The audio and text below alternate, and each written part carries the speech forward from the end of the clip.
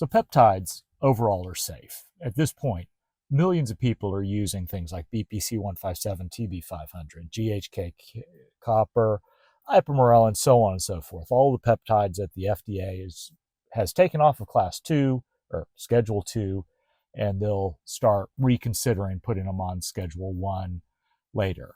Truth is, that's not going to happen for a long time. But point is, number of people using it, if they weren't safe, we'd know that already. So what am I going to talk about here? Well, where I see things going wrong are people make mistakes with their dosage when they're shooting it. And I'm doing this because a couple weeks ago I saw this story where this guy, and it just blows my mind how he did this, said that he mixed up which vial he was pulling from, and he gave himself 10 milligrams of CJC, which, if you don't know, CJC is a growth hormone secretagogue. It's one of the growth hormone peptides that signals your body to release growth hormone. If you're using CJC, you probably are shooting anywhere from 0.3, well, actually 0.1, up to maybe 0.5 milligrams of it once a day, maybe twice a day. If you're using CJC plus DAC, you might do 1 milligram a week. So what I'm going to show you is the ritual that I use when I'm shooting my peptides. Now, this one that I put together, I'm doing 3 injections. I don't do that very often anymore. It's just if I get out of schedule. I'll shoot 1 at a time, but even so, the ritual remains the same. So let's go into that video and you can see what I'm talking about. Hey, before we get into this, I got to do this thing, but you understand, this isn't medical advice. I just have to do this because, all those other people. But this obviously is not medical advice. I'm just demonstrating what I do because I'm concerned, because I've seen all of these people. And it's not that many people really, but like I keep going, it blows my mind that you get these dosages wrong. So I'm showing how I do it to avoid getting the dose wrong. All right, so off we go. So we're starting off, I'm in the kitchen. I clean up the table. It's already clean, but we're jabbing. Likelihood of getting an infection from this stuff pretty low. Just do not ever reuse your needles. As a matter of fact, as I'm laying out my stuff, there's a specific way to do it, and I'm going to forget my glasses, but those needles, they have an orange cap over the plunger.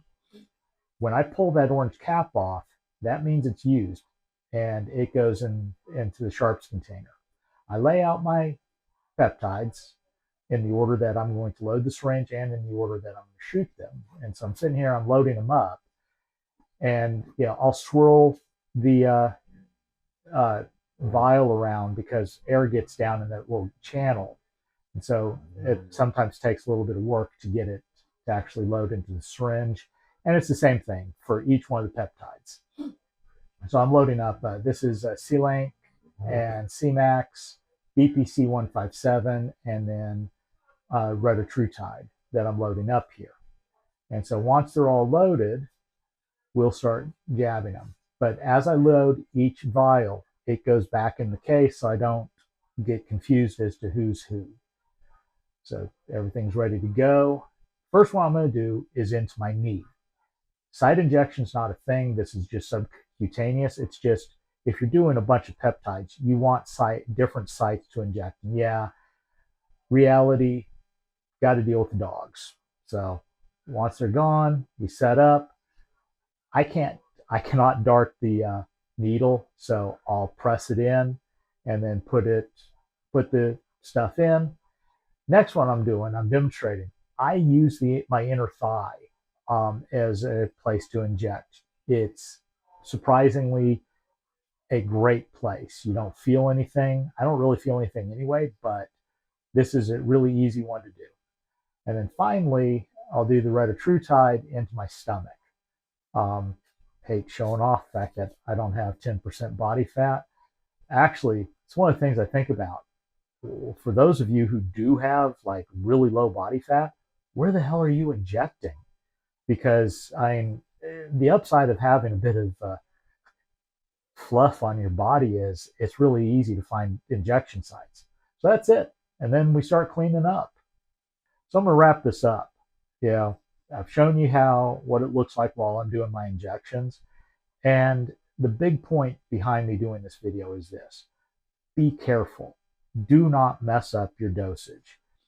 Probably won't kill, it's not going to kill you. You're going to have an allergic reaction if you overdose. You're going to go to the ER. They're going to load you up full of antihistamines and stuff and work it out of your system.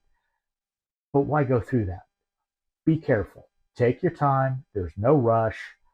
And just draw out the medication into your syringe. Make sure you got the measurements right. I suggest always reconstitute 2-to-1 so that you're always doing the same thing regardless of which peptide you do. But when you're loading your peptide, because each one gets a different amount, usually, like the C-Lank and C-Max, I'm doing, I'm going to load the syringe with 10 units, which works out to about 2.5 milligrams of each peptide going into me, which is pretty much within what the normal range you want for those two is. The BPC, I'm doing 20 units, 1 milligram, and then the semaglutide, retatrutide, was another 20 units. So I do 1 milligram 3 times a week for that. But I lay it out. I know who it is I'm doing, and I put the vials back into their case so that we don't accidentally load the same thing twice. Do not be like that guy who shot 10 milligrams of CJC. I'm sorry. I'm just hung up on that. I don't know how you do that. Anyway, that's how I do it. If you have questions, always happy to talk in the comments. I hope you enjoyed this, and here's the video talking about the BPC that I've been doing now for, God, 2 years. So it's been great. Talk to you later.